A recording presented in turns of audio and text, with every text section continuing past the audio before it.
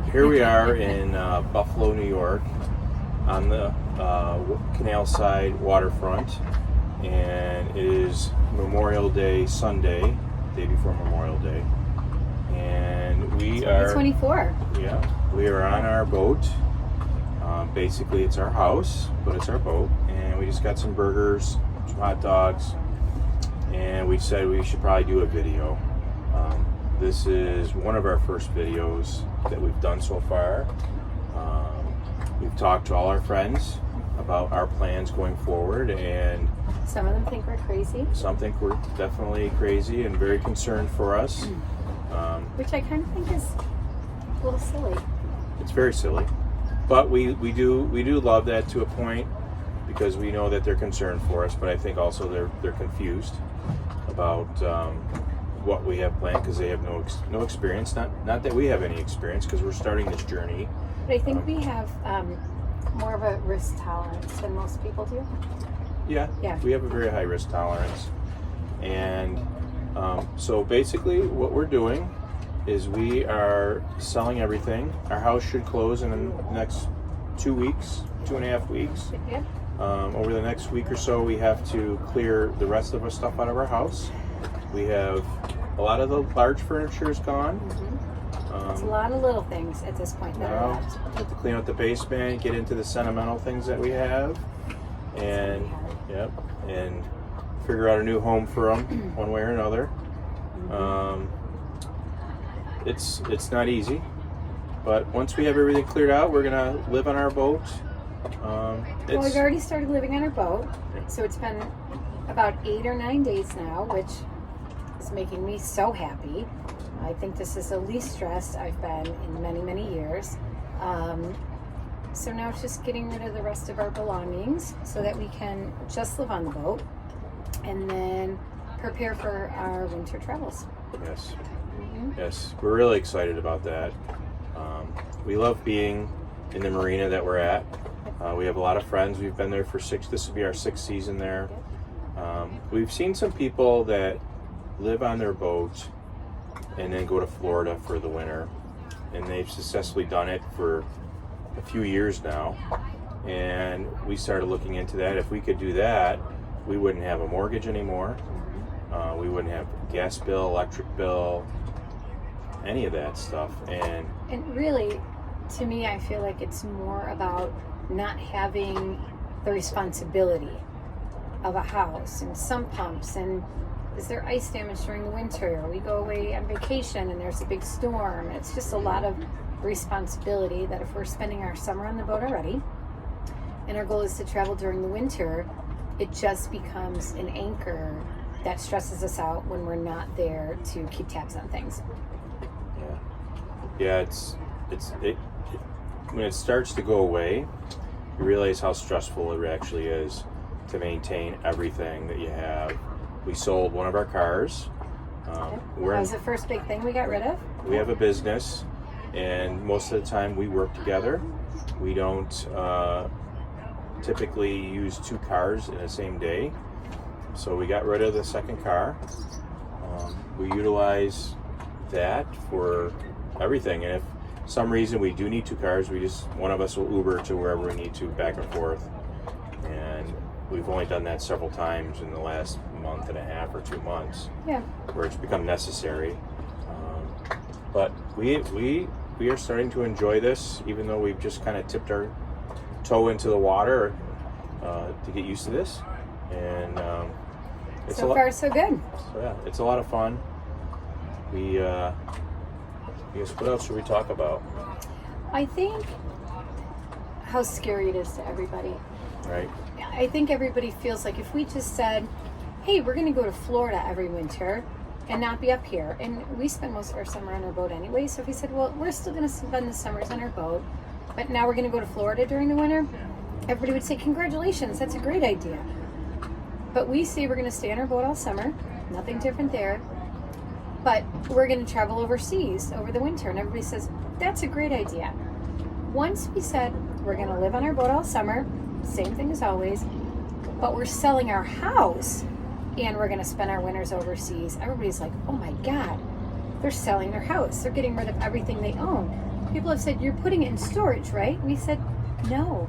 Why are we going to hang on to all of these things in the event that we may decide we want them later? What a waste of money that is. We gave so much of it to our children. We've donated a bunch. We had a big yard sale. And I don't understand. I do understand, I guess, why everybody thinks it's such a scary proposition to sell your home and travel over the winter, because I feel like a lot of people have a hard time just not having the brick and mortar place to go to. Like, that's what grounds them. Where for us, we're not as attached to things or places as much as we are just having more of a stress-free life and experiencing life more. That once we said we sold our house, that's where everybody, I guess, became kind of afraid for us. And our friends said, we're really worried about you guys. I'm not really sure what they're worried about, because if we found that we really disliked it, we'll buy another house. There are plenty to be had. That was not the only one. We're not sentimentally attached to it. It was more of a house than we needed for the two of us anyway, although beautiful. I loved the house. It's just a place. It was a place to collect things that we also didn't need. And it kind of stuck us here more than we really want to be. But I think it's something most people aren't comfortable doing. So it becomes scary for them even that we are doing it.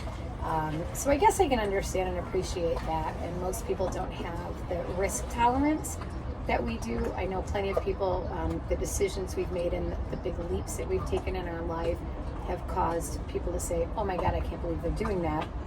But it's pretty much always worked out for us.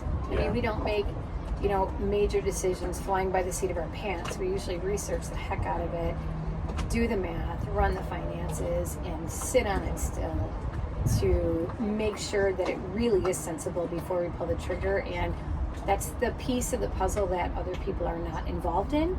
So it seems hasty to everyone else when really we've done our homework and we're pretty comfortable with it. But I do feel like we have more of a risk tolerance than most people do. But we're fortunate enough that we both are comfortable doing that. So we have each other to support our ideas and really investigate them. And there's a lot of things that we have talked about doing, thought about doing, and researched doing that didn't make sense for us. So we put the kibosh on it and moved to something else. But this is something that has really worked for us. I'll tell you, when you lead a very stressful life, and you almost don't recognize from day to day, year over year, just how stressful it becomes until, last summer was very eye-opening for me. I went to the doctor and he told me that I was going to have a heart attack if we didn't make some serious changes in our life. So people might think it's rash, but I think continuing to do what we were doing that was significantly and negatively impacting my health, that to me seems like a rash idea, that you would roll the dice with your life to continue to do like the normal thing and take the normal path that people do.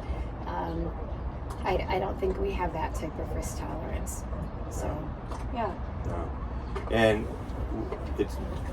there's a lot of things that we have held on to over the years as far as stuff, and by releasing and getting rid of some of this stuff that we've owned, I think that gets rid of a lot of stress that we've had, just not having to maintain it. I mean, we realized that back a few years back where we got a lawn service just to cut our lawn, and I think it was like $25 a day or a cut in order to do that. And we'd come home and we're like, oh my gosh, that's so much nicer to come home and the grass is cut, and it takes a lot of the stress off of you. And you don't have to worry about we're working all week, so the time that we have, the free time that we have to take care of the lawn, maybe we actually want to do something and enjoy ourselves and spend time with our family, spend time with our friends, but the only day we can do that is the only nice day, and the lawn is now extra long because the weather wasn't great. So now we, instead of relaxing and doing the things we enjoyed, now we have to mow the lawn that day, and do the yard work. And what the heck? Who wants to spend their only short amount of free time worrying about the grass, which I know people get crazy about their lawns. I look at a lawn as nothing but a plot of weeds that we have to manicure. I don't enjoy the lawn. I like gardening, but not as much as I like boating. So I've even given up on that in past years because I don't want to have to stay home and weed my garden on the day that we could be out here on the water, docked off downtown and you know, hopping off to get a hot dog and sitting in the sun and seeing our friends go by and wave to us. This to me is where we need to spend more of our time, less time stressing and working and more time actually enjoying our lives, because we've had hard lives. Started over a few times. You know, this is not our first marriage, but we've been together 11 years, and you know, we spend almost every moment together, and we get along great that way. So we're not really concerned about the amount of time now that we're going to spend together, because we pretty much spend that time together anyway. So yeah, and the purpose of us selling everything and going down to just a boat for the summer is so that way we can actually travel over the winter to different places across the continent, US, Europe, Asia, and see the world and not be strapped down to a house and having to say this is where we live. We want to live all over the place, and we found that it's less expensive to live overseas. By doing some research, you look at Southeast Asia, you can live there for a fraction of what my mortgage is in New York State. We don't have the taxes, and we can have a great life and not have to pay. Let's say if you wanted to go to Florida may be 3 times the amount of money to live there and eat compared to, say, Thailand. And so why not go see Thailand for the winter, come back in the spring, we'll sit down our boat, maybe we go to Portugal, maybe we go to Vietnam. There's so many places that in this world that I've never been, and we want to do that. And that's kind of where we're setting out and starting to do now is we're once our house is sold, we're going to start making some concrete plans, and we'll have videos going forward, you know, what our plans are and how we're going to do it, you know, what airlines we're going to take, what cost saving things that we will have to help you as a viewer. You know, if you wanted to do the same thing, you know, we'll have some ideas, and we're gonna go out there and we're gonna live it, and we're gonna be the guinea pigs in our circle of friends. And I can tell you, there's going to be a few people that we know that'll probably end up doing partially what we're doing. Yeah. But like Faith said, if we don't like it, we'll just get another place. We'll do something different. And we'll probably downsize, because we've realized that we don't really need a lot of space anymore. We don't need a big house. And we don't really want the work associated with it. You know, when you think about the amount of time you spend working, you know, with your career and your job, the amount of time you spend maintaining a home, the amount of money you put into it, you know, it's crazy the amount of things you buy for your home that are really unnecessary. And it's not even about the money. You know, Brian talks about, you know, going and visiting and living in places that are a lot less expensive than it is here in the States. It's not that we don't have the money to live in the States. This is where we live and we enjoy it. But you think about, you know, what you can do with the money that you're not spending anymore.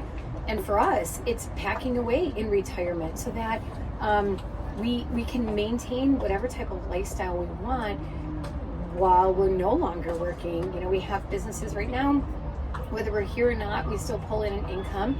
And maybe someday we decide not to do that anymore. But for every dollar that we're not spending on what we've always done, essentially, that's just more money that's being saved and being invested so that we can do something different later, or maybe stop working altogether earlier because, you know, we reinvested that money somewhere else. So that's kind of how we're looking at it. So this is just one of our first videos of many. I think we're going to try to release one once a week. We don't have any of the fancy technology that a lot of the vloggers do. This is being filmed on my iPhone, right on our boat, propped up with something behind it. No microphones, no, what are those things called? Gimbals. We're probably doing one of these because we're on the water and boats are going by. But rather than wait until we have all of those things and investigate the heck out of it, we're just kind of coming to you real. This is what we're doing. We didn't script it. We just said, let's just make a video. So, so stay tuned for more. Hope you guys will follow us. And we'll give you a little shot at what it looks like behind us, just because the camera is pitched a little differently. But we got party boats here in Buffalo. We have a naval park that's right behind us, and it's very beautiful There we here. go.